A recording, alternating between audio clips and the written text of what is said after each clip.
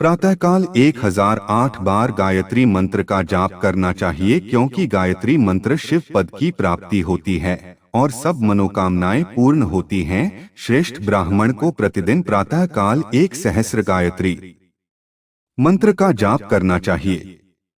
मध्याह्न में 100 बार तथा सायं 28 बार जाप करें। अन्य वर्णों के मनुष्यों को सामर्थ्य के अनुसार जाप करना चाहिए। का नित्य 1000 जाप करें। ऐसा करने से संपूर्ण मनोरथों की सिद्धि होती है। कलयुग में कर्म द्वारा ही फल की सिद्धि होगी। इस प्रकार विधिपूर्वक और समयानुसार भगवान शिव का पूजन करने वाले मनुष्य को अपने कर्मों का पूरा फल मिलता है। हमारे शरीर के भीतर मूलाधार, स्वाधिष्ठान, मणिपुर, अनाहत, आज्ञा और सहस्रार नामक 6 चक्र हैं। इन चक्रों में क्रमशः विद्येश्वर, ब्रह्मा, विष्णु, ईश, जीवात्मा और परमेश्वर स्थित हैं। सद्भावना पूर्वक श्वास के साथ सोहा का जाप करें। 1000 बार किया गया जाप ब्रह्मलोक प्रदान करने वाला है। 100 बार किए जाप से इंद्र पद की प्राप्ति होती है।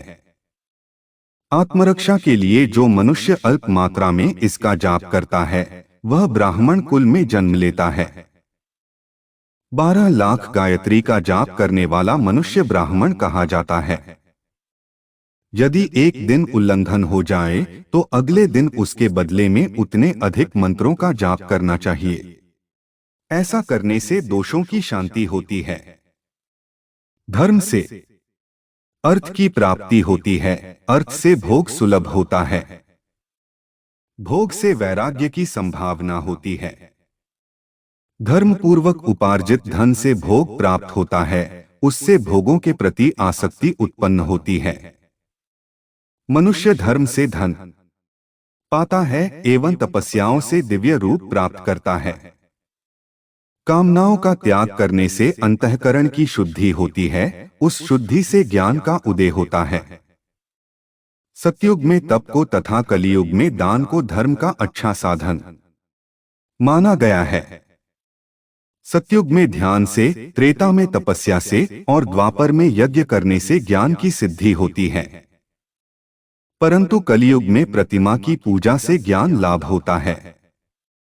अधर्म हिंसात्मक और दुख देने वाला है। धर्म से सुख की प्राप्ति होती है। दुराचार से दुख तथा सदाचार से सुख मिलता है। आत्म भोग और मोक्ष की सिद्धि के लिए धर्म का आचरण करना चाहिए। गृहस्थ मनुष्य को धन धान्य आदि सभी वस्तुओं का दान करना चाहिए। जिसके अन्न को खाकर मनुष्य कथा श्रवण तथा सत्कर्म का पालन करता है तो उसका आधा फल दाता को मिलता है। दान लेने वाले मनुष्य को दान में प्राप्त वस्तु का दान तथा तपस्या द्वारा पाप की शुद्धि करनी चाहिए। उसे अपने धन के 3 भाग करने चाहिए। एक धर्म के लिए, दूसरा वृद्धि के लिए एवं तीसरा उपभोग के लिए। धर्म के लिए रखे धन से नित्य, नैमित्तिक और इच्छित कार्य करें। वृद्धि के लिए रखे धन से ऐसा व्यापार करें जिससे धन की प्राप्ति हो तथा उपभोग के धन से पवित्र भोग भोगें। खेती से प्राप्त धन का 10वां भाग दान कर दें। इससे पाप की शुद्धि होती है। वृद्धि के लिए किए गए व्यापार से प्राप्त धन का 6ठा भाग दान देना चाहिए। जो मनुष्य सदा ब्रह्मयज्ञ करते हैं, देवताओं की पूजा, अग्नि पूजा और गुरु पूजा प्रतिदिन करते हैं तथा ब्राह्मणों को भोजन तथा दक्षिणा देते हैं, वे स्वर्गलोक के भागी होते हैं।